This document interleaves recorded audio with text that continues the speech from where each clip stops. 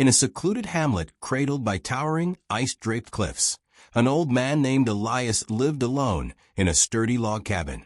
His days were solitary, filled with tending his modest vegetable patch, repairing stone walls, and quietly observing the world around him. The cliffs, with their jagged peaks and whispering winds, were his steadfast companions, and he had come to cherish the solitude and rhythm of the wild. Though he had no kin, the wilderness offered him solace, its bitter winters, vibrant springs, balmy summers, and amber autumns, each weaving a tapestry of quiet beauty. Elias had learned to live in harmony with the land cycles.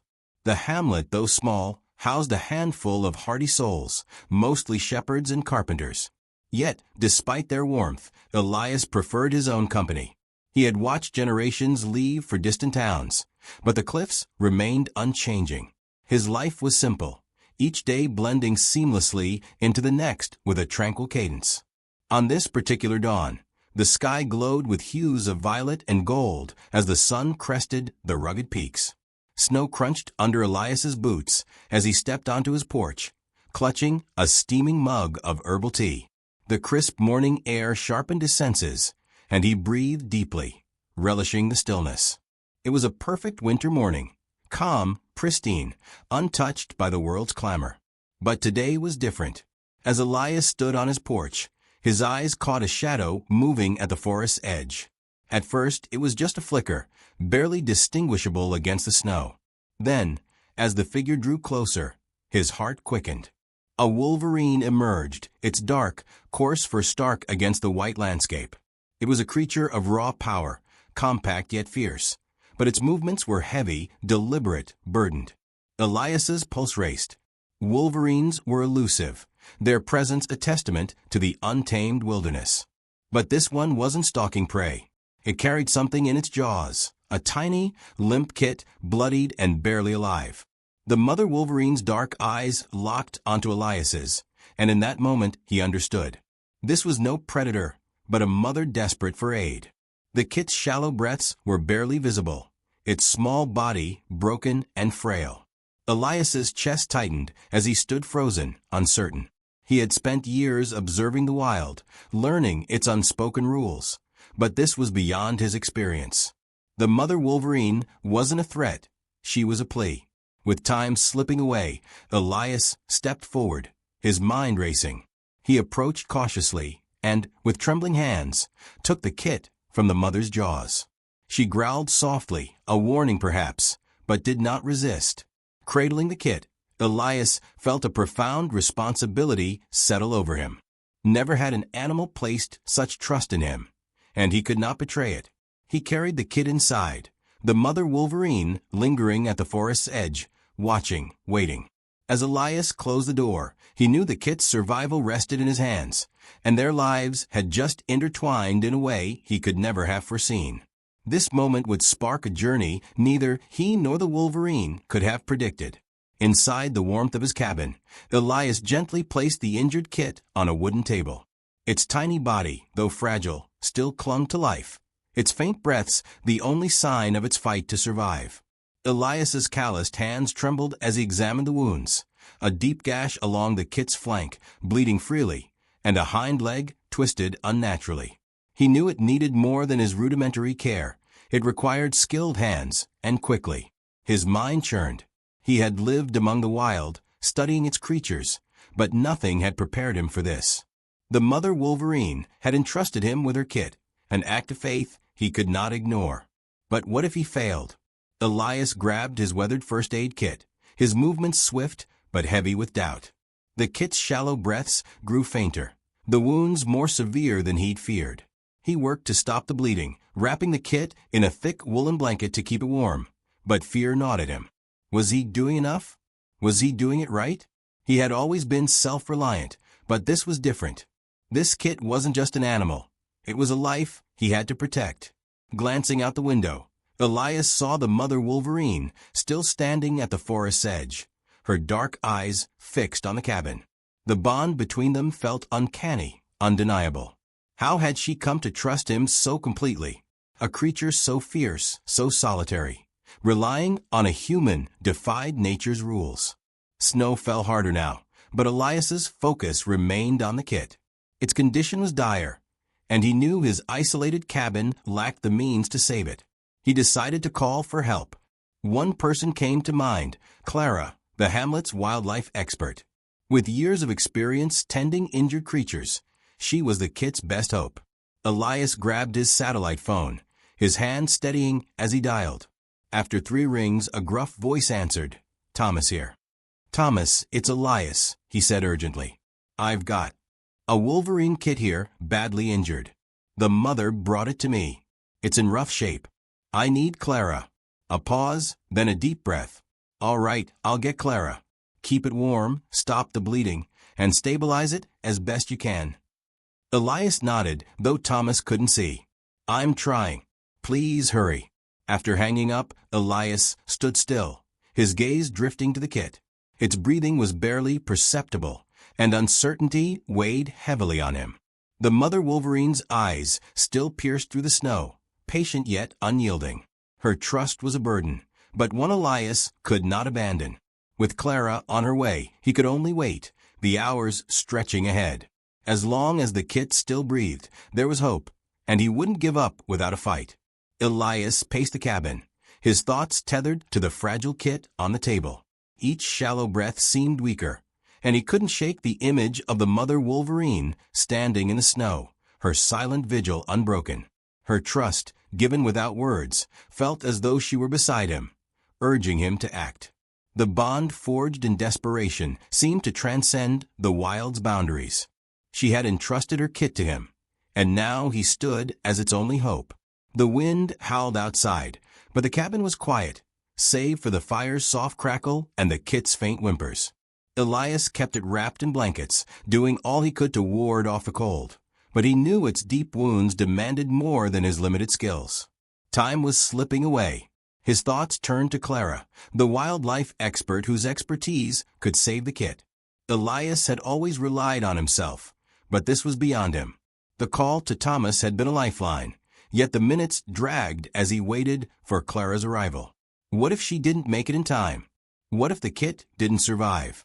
Through the window, Elias caught the mother Wolverine's gaze, her eyes gleaming through the snow. Her presence was a constant reminder of the trust she'd placed in him, a trust that felt larger than any ordinary act of compassion. He knelt beside the kit, stroking its head gently.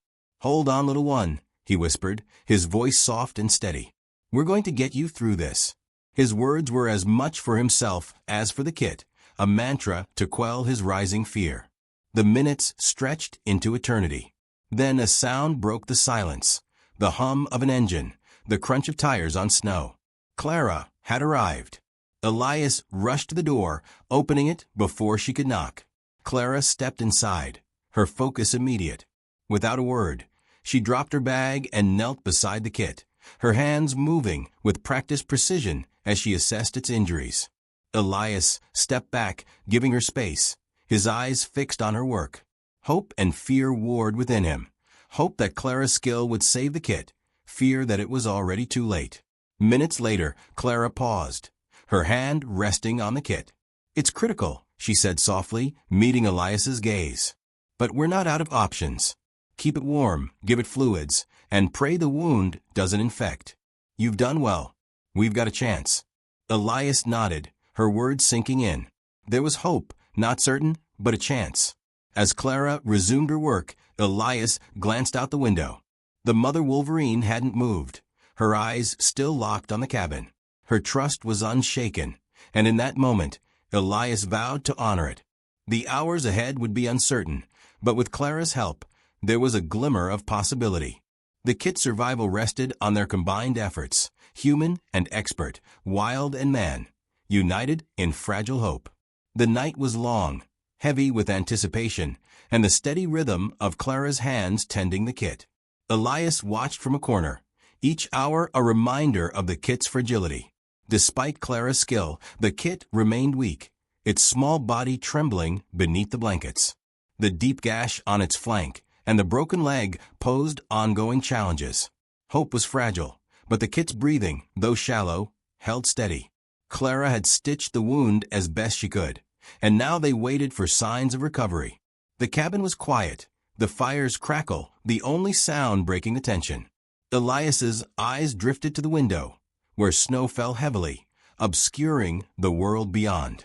The mother wolverine remained out there, a silent sentinel. Her presence weighed on Elias, a reminder that he could not control the outcome. Clara worked tirelessly, keeping the kit warm, administering small amounts of water, and monitoring its pulse and wounds. Her calm determination steadied Elias, though worry lingered. She had saved creatures in worse conditions, but the kit's fate remained uncertain. Elias stepped closer, his voice low. "Will it make it through the night?" Clara met his gaze. "If it survives the night, it has a chance. It's a fight, but one we can win." Elias nodded, his throat tight. He glanced out the window, feeling the mother wolverine's unwavering presence. How long would she wait? The night wore on, and as dawn's first light broke, Elias noticed a change. The kit's chest rose and fell with slightly more strength, its pulse steadier. Clara's eyes met his, and she nodded. "It's holding on. That's a good sign." Elias exhaled, tension easing from his shoulders. It wasn't over, but it was a small victory. The kit was fighting. They took turns monitoring it, keeping it warm, as the snow continued to fall. The mother wolverine remained in the distance, her presence a quiet constant. As dawn fully broke, Elias knew the battle wasn't won, but there was hope, and a renewed commitment to see this fight through for the kit and the mother who had entrusted it to him. Morning arrived slowly, its soft light bathing the cabin. The kit, though still frail, had survived the night. Its breaths were stronger, more rhythmic, its eyes more alert despite exhaustion. Elias watched it closely, relief and gratitude swelling within him. The fight was far from over, but for the first time since the mother wolverine's arrival, hope felt tangible. Clara worked diligently, checking the kit's wounds and ensuring its recovery progressed. The gash had stopped bleeding, and though the leg remained a concern, there were signs of healing. The kit's condition had stabilized enough for Elias to believe it might survive.